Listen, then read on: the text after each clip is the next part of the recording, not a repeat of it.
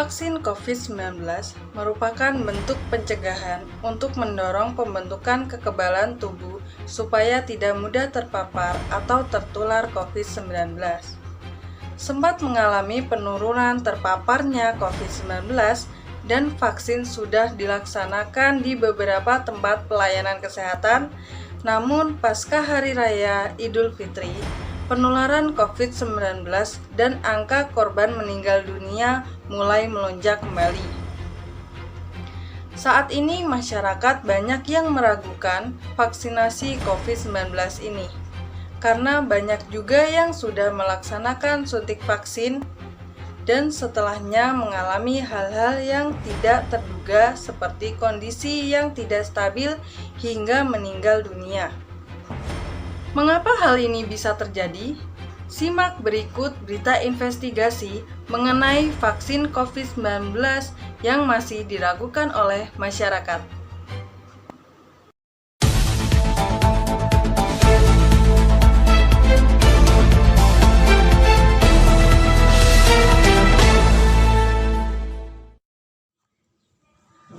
Vaksin ini bukanlah obat, namun selama belum ada obat yang akurat untuk COVID-19, maka vaksin COVID-19 yang aman dan efektif serta perilaku 3M, yaitu memakai masker, mencuci tangan dengan sabun, dan menjaga jarak adalah upaya perlindungan yang bisa kita lakukan agar terhindar dari penyakit COVID-19.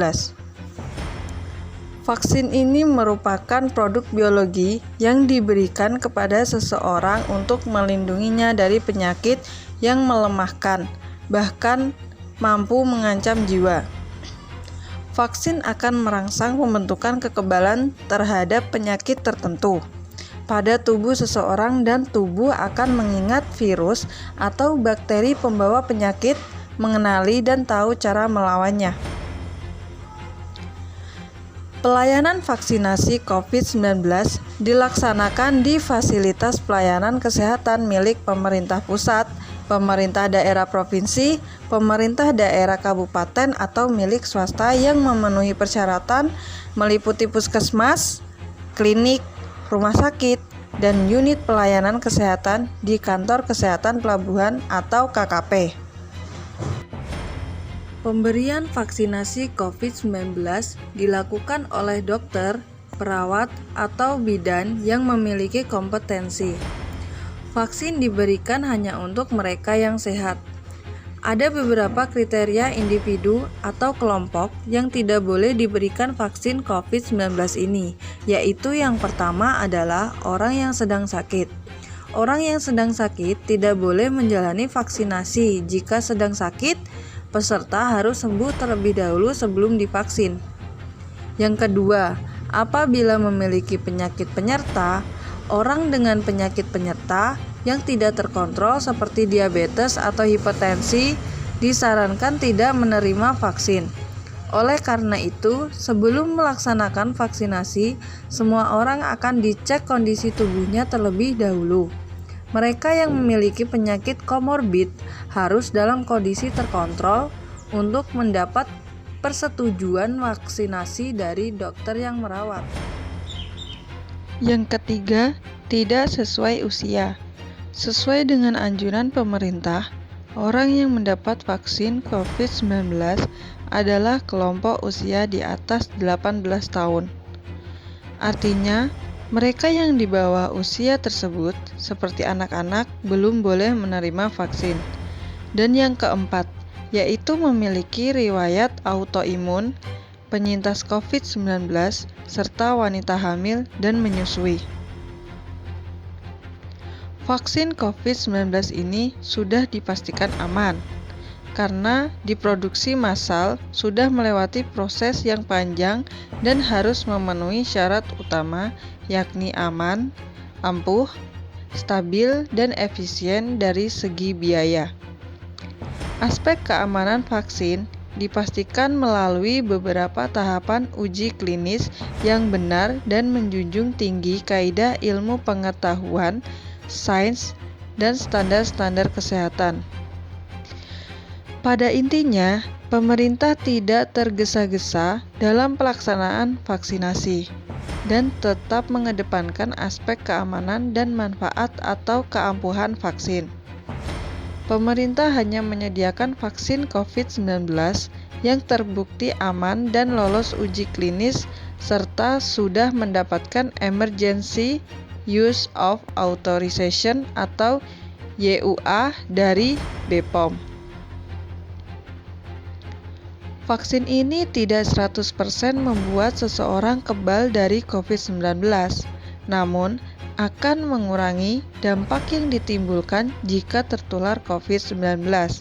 Untuk itu, meskipun sudah divaksin, direkomendasikan kepada masyarakat untuk tetap melakukan 3M.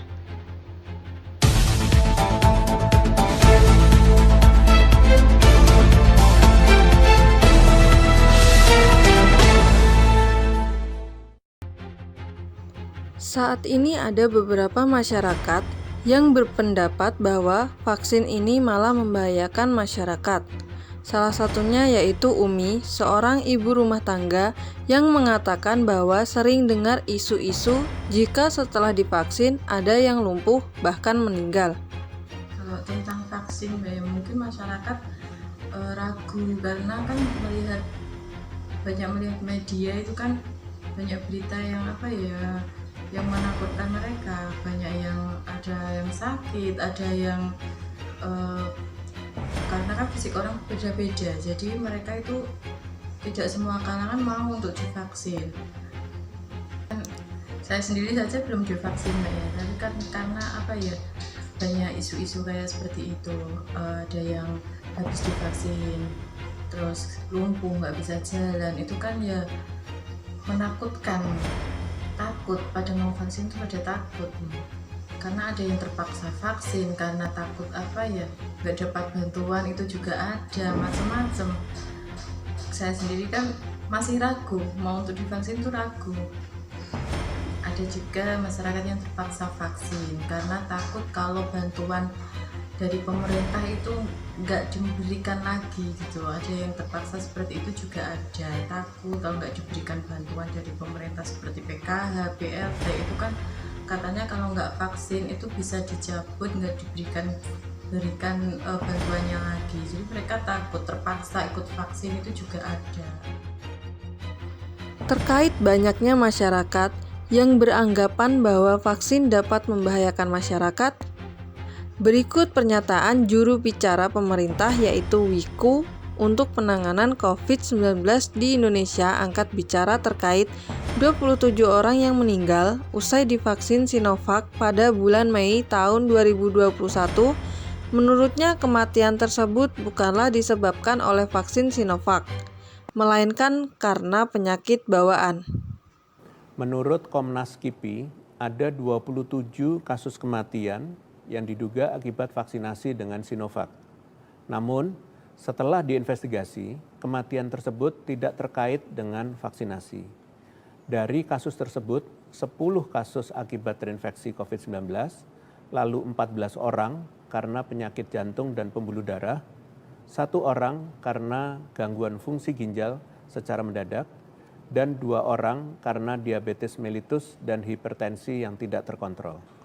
Perlu diingat, tahapan pravaksinasi adalah tahapan yang penting atau krusial karena pada prinsipnya vaksin hanya bisa diberikan untuk individu yang betul-betul sehat. Tahapan ini juga bertujuan untuk memastikan bahwa prosedur medis yang dilakukan ini dapat mencegah terjadinya kejadian yang tidak diinginkan. Sebelum dilakukan vaksinasi, penerima vaksin berhak mendapatkan beberapa pelayanan, yaitu pertama adalah screening mandiri yang meliputi riwayat penyakit, kontak erat, perjalanan, dan konsumsi obat. Kemudian pemeriksaan tanda vital seperti tekanan darah. Kemudian komunikasi terkait keamanan vaksin untuk meningkatkan rasa aman pasien. Dan penyediaan fasilitas dan pelayanan yang memberikan kenyamanan pada pasien, misalnya bilik khusus untuk penerima vaksin berhijab, maupun posisi penyuntikan yang nyaman. Berbagai kejadian ikutan pasca imunisasi yang ditemukan di lapangan dapat menjadi bahan evaluasi baik peningkatan kualitas pelayanan maupun pengingat bagi masyarakat untuk benar-benar memperhatikan kondisi tubuhnya sebelum menerima vaksin. Terima kasih.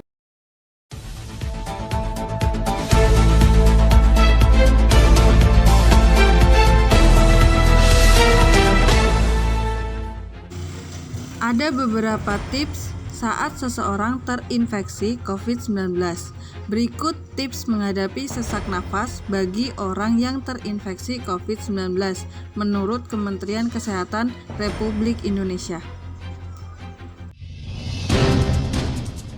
Salah satu gejala atau tanda yang khas dari COVID-19 adalah sesak napas. Langkah baiknya kalau pasien atau keluarga mempunyai alat yang disebut dengan pulse oximetry atau alat untuk mengukur saturasi oksigen, dan saturasi oksigennya kurang dari 90, cobalah tidur tengkurap. Lakukanlah selama setengah jam atau 1 jam, ya dilakukan berulang-ulang. Kalau tidak sanggup melakukan tidur tengkurap, bisa dilakukan tidur miring ke kanan maupun miring ke kiri. Tujuannya ada untuk distribusi oksigen di dalam paru menjadi lebih merata. Oksigen atau mengupayakan oksigen. Kalau tidak bisa juga mau tidak mau harus dirujuk ke rumah sakit. Itu sedikit trik untuk masyarakat Indonesia bagaimana mengatasi sesak nafas dalam menghadapi pandemi COVID-19. Berikut pernyataan Kementerian Kesehatan Republik Indonesia saat menanggapi masyarakat yang merasa aman setelah divaksin. Agar insya Allah di akhir tahun 181,5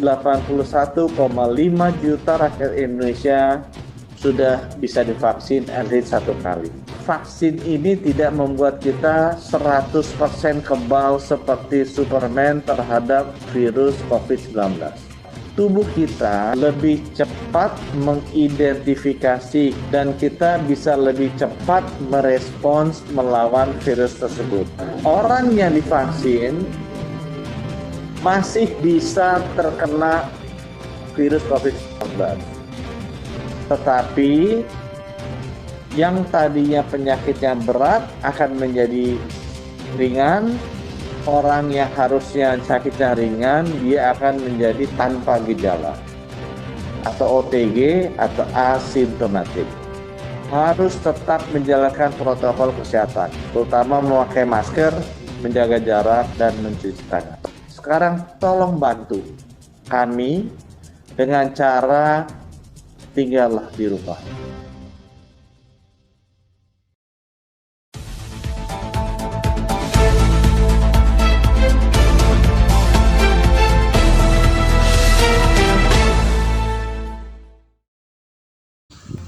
Menurut data terakhir tersebut, sudah ada 5,9% atau 16 juta masyarakat yang sudah melaksanakan vaksinasi secara keseluruhan dari tahap 1 hingga tahap 2. Serta yang baru melaksanakan tahap 1 sudah mencapai 9,1% atau 24 juta masyarakat.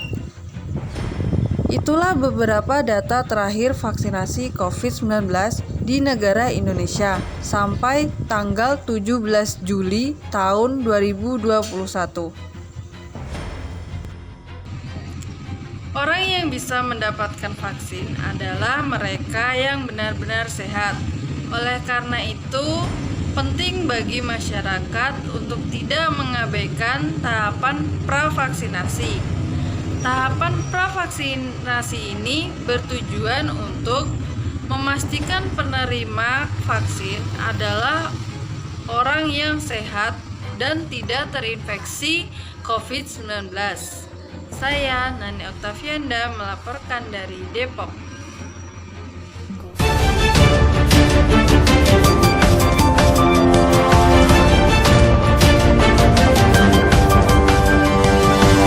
Demikian